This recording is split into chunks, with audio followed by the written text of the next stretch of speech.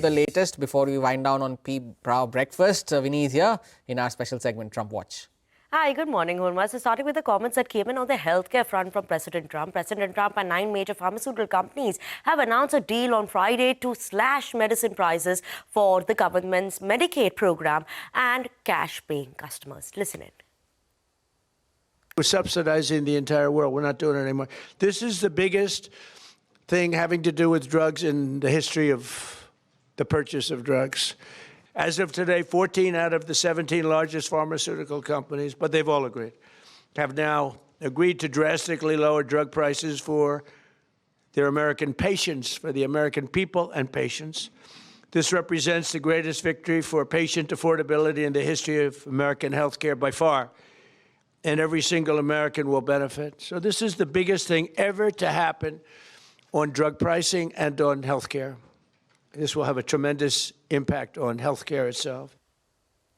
Separately, President Trump said that he wants to meet with health insurers in the coming weeks to drive down prices further, potentially either in Florida this week or Washington in the new year. He suggested that one could talk about, insurers taking a cut of prices by 50%, 60%, or even to the extent of 70%. So that's the latest that we have on the healthcare front. Now shifting to foreign policies. Trump announced that on Saturday that US launched massive and successful precision airstrikes on ISIS targets in Syria. Now this is coming after an earlier attack that killed 2 US soldiers. Also on the Venezuelan front, he said that the US Coast Guard has actually intensified its blockade, boarding or chasing at least 3 merchant vehicles and vessels to enforce restrictions on oil flows under the President Maduro. Now here is what we have in terms of the detailed report for that.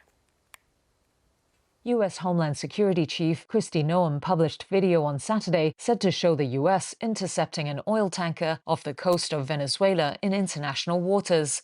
Her post on X came with a statement confirming the move by the Coast Guard days after President Donald Trump announced a blockade of all sanctioned oil tankers entering and leaving Venezuela. Noem also said the U.S. will, quote, continue to pursue the illicit movement of sanctioned oil that is used to fund narco-terrorism in the region. Maritime risk management company Vanguard said the vessel was believed to be the Panama-flagged Centuries, which was intercepted east of Barbados in the Caribbean Sea. Reuters was able to confirm the vessel in the footage as Centuries, but not the date and location the video was recorded. A White House spokeswoman said on X the tanker was a falsely flagged vessel used by Venezuela to traffic stolen oil.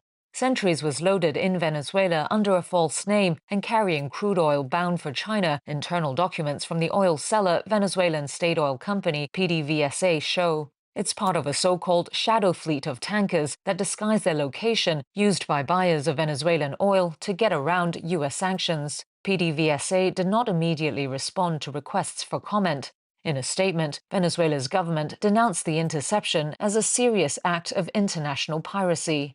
It's the second time in recent weeks that the U.S. has gone after a tanker near the South American country. It comes as Trump builds a pressure campaign on Venezuelan President Nicolas Maduro. U.S. strikes on suspected drug vessels in waters near the country have killed at least 100 people, while military forces have ramped up their presence in the region. Trump has said the U.S. will soon start land strikes on Venezuela. Maduro has denied links to crime and says that the U.S. wants to oust him so it can take control of Venezuela's vast oil reserves. All the updates there on Trump Watch. Vinnii, thank you for that as well. Now